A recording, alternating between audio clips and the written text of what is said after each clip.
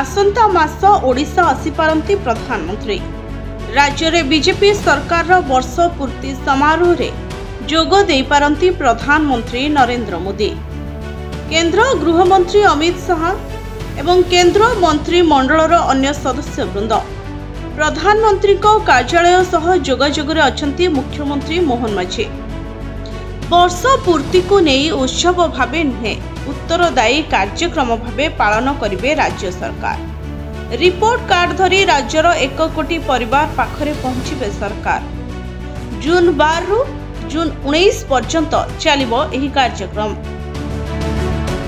राज्य जिलाठू नहीं ब्लॉक एवं पंचायत पौर संस्था गुड़िकरे कार्यक्रम कराजिबो।